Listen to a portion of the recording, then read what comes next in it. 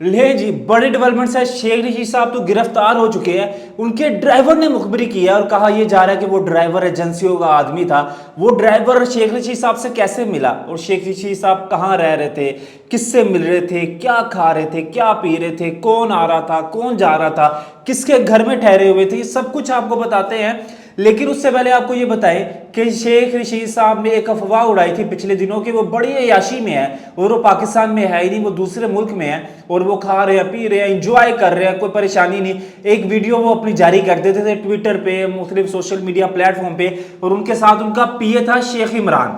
वो उनकी videos record करता था, उनके कपड़े धोता था, उनके कपड़े इस्त्री करता था, सब कुछ वही करता था। वो शेख साहब की बीवी बना हुआ था और शेख साहब को वैसे भी खवातीन से ज़्यादा मर्दों का शौकीन है लगते हैं, क्योंकि वो जिस तरह से बिलावल को बिल्लो रानी क्या के बुलाते हैं ना, तो जनाब जी वो मर्दों से खवातीन से ज़्यादा मर्दों के शौकीन है। और वही हुआ तो उनका पीए शेख इमरान उनके साथ रह रहा था, उनकी वीडियो बनाता था। उसी वीडियो को बना के खुद वो 9 मई के वाक़ये के बाद ऐसे अंडरग्राउंड हुए हैं जैसे पता नहीं क्या है, इनकलाबी। और लेकिन वो सोशल मीडिया पे आके ना कौम को जगाते थे, सॉरी कौम को नहीं, कौम यूथ को, वो कहना भूल जाते हम, कौम यूथ को जगाते थे। एक मखसूस तबका ये कौम यूथ, उसको जगाते थे कि जागो, खान को गिरफ्तार कर लिया, खान के लिए बाहर निकलो, सोना नहीं, ये ना करना, इंकलाब ले आओ। लेकिन खुद छुपे हुए थे, खाने पीने के बड़े शौकीन हैं। इनको जो खाना पहुंचाया जाता था ना, इन्होंने बावर्ची शेफ नहीं रखा हुआ था। इनको डर था कि मेरी रैकी हो जाएगी, क्योंकि इनको बताया जा रहा था कि लाल हवेली की भी रैकी चल रही है, आपके दोस्तों के घरों की रैकी चल रही है, आपके जितने भी 2-4 टमा से रिश्तेदार हैं उनके घर की भी रैकी चल रही है। तो जनाब जी ये बावर्ची नहीं रखते थे।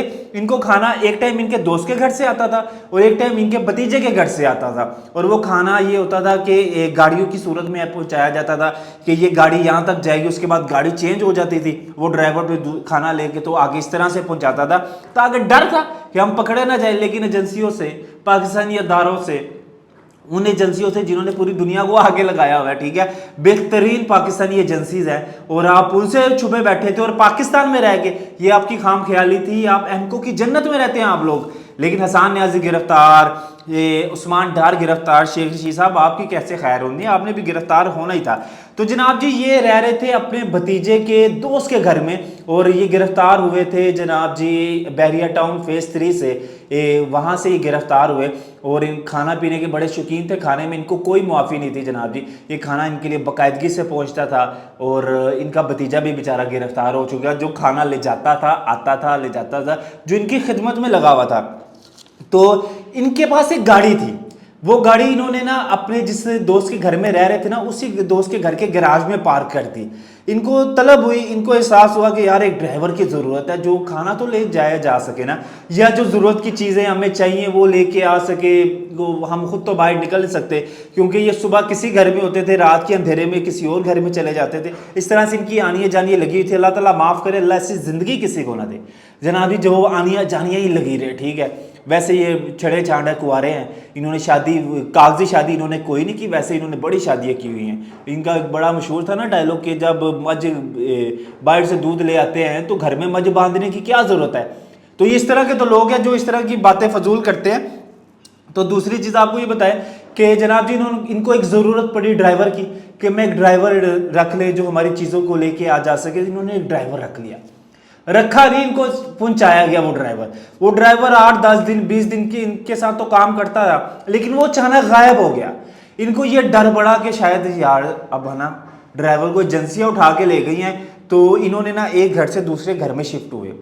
तो वो ड्राइवर था, बड़े लोगों का ड्राइवर था, बड़े लोगों का भेजा हुआ आदमी था। उस ड्राइवर ने रैकी कर दी और शेख रशीद साहब को फिर उठा लिया गया। डाले पहुंचे, पुलिस वाले पहुंचे, सादा कपड़ों में लोग पहुंचे और इनको उठा के ले गए।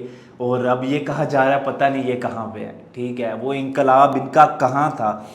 और वो जो ड्राइवर था वो अचानक गायब हो गया। तो जनाब जी ये वही लोग होते हैं अचानक इस तरह से गायब होते हैं, वो अपना काम करते हैं फिर निकल जाते हैं। उनकी ड्यूटी होती है ना कि इस तरह के 2 नंबर लोगों को पकड़ना होता है। और उनके भतीजे जो है शेख रशीद साहब के, जो बेचारे खाना लेके जा रहे हैं, खाना लेके आ रहे हैं और ये कर रहे हैं वो कर रहे हैं, उनको भी धर लिया गया। और कहा यह जा रहा है कि पिछले दिनों शायद उनके वालिद साहब के वालदा न जाने किसकी डेथ हुई और बड़े डिप्रेशन में, बड़े दुख में है वो। तो यही दरख्वास्त की जा रही है कि उनको छोड़ दिया जाए, और उनके लिए कोई आसानी पैदा की जाए। वो तो बेचारे शेख रशीद साहब की खिदमत के लिए है, खाना इधर उधर ले जाने वाले ही है। तो जनाब जी अब उनकी गाड़ी भी गई, उनका घर भी गया, और उनके दोस्त बेचारे वो भी डार में आ गए जिन्होंने इनको पनाह दी हुई थी। और न जाने ये कौन से लोग हैं जो ऐसे मौके पे आके दोस्तियां निभाते हैं। अलबत्ता जब आपको पता है कि पाकिस्तान के अदारे उनको खौफनाक तरीके से ढूंढ रहे हैं और ढूंढ के रहेंगे, आप जितना मर्जी छुप लें, क्योंकि लाल हवेली की रैकी चल रही थी, वहाँ पे बंदे तैनात थे, ठीक है, और इनके दोस्तों के घर, इनके भतीजों के घर में जो जो भी थे हर जगह पे थी। लेकिन शेख रशीद साहब का एक मसला ये था कि वो सुबह किसी और घर में होते थे और रात को गुप अंधेरे में किसी और घर में चले जाते थे, यानी किसी और दोस्त के घर में। तो खाना इनको बाकायदगी से पहुंचता था, खाने में ये कहते थे मैंने रोटी चाहिए, मैंने कुछ और दो ना दो, मैं खाने पीने का शौकीन हूँ। आपने देखा होगा इनकी बहुत सी ऐसी वीडियोस थी कि कभी किसी ढाबे पे खड़े होकर, छोटे से एक दुकान पे खड़े होकर, तो वो सिरी पाई खा रहे हैं, ठीक है, और कुलचे खा रहे हैं, नान खा रहे हैं, लस्सी पी रहे हैं, दाल चावल खा रहे हैं। तो शौकीन बड़े हैं खाने के। खाने में इन्होंने कहा मुझे कुछ नहीं, मुझे खाना चाहिए ही चाहिए। तो जनाब जी खाने के मामले ले बैठा इनको, ना ये ड्राइवर रखते, ना वो ड्राइवर मुखबरी करता, ना वो एजेंसी का बंदा इनके पास आता, और ना ये करते इस तरह से। अब उस्मान डार लापता, हसन न्याजी लापता बकौल पीटीआई के, और शेख रशीद साहब लापता। यकीन माने कि आप अगर इसको डिटेल से या थोड़ा सा अकेले टाइम में सोचे तो इन लोगों के साथ क्या हो रहा होगा और क्या होगा इन लोगों के साथ, क्योंकि ये वो लोग हैं जिन्होंने पाकिस्तान तोड़ने की कोशिश की, पाकिस्तान की इस्टेब्लिशमेंट, पाकिस्तान की आर्मी को तोड़ने की कोशिश की। बल्कि ये कोई भी आर्मी ये बर्दाश्त नहीं करती कि आप उसमें बगावत पैदा करने की कोशिश करो। तो जनाब जी आर्मी के अलावा ये पाकिस्तानी लोग, हम भी ये बर्दाश्त नहीं करेंगे कि आप हमारे सबसे ज़्यादा डिसिप्लिन अदारे को तोड़ने की कोशिश करें और घिनौनी साजिश करें। आपका बराबर का हिसाब होगा। अब आप बैठ के बयान दें, और बड़े आप वो खलनायक बने फिरते थे ना पहले, ऐसे हथकड़ी लगा के, मुंह में सिंगार लगा के, तो आप आते थे पेशियों पे। अब आके दिखाएं, अब देखते हैं कि आपका वो लोंडापन कहाँ जाता है। इंशाल्लाह आपसे बहुत जल्द मुलाकात होगी एक नई अपडेट के साथ। तब तक के लिए आप हमें इजाज़त दें। अल्लाह के बाद।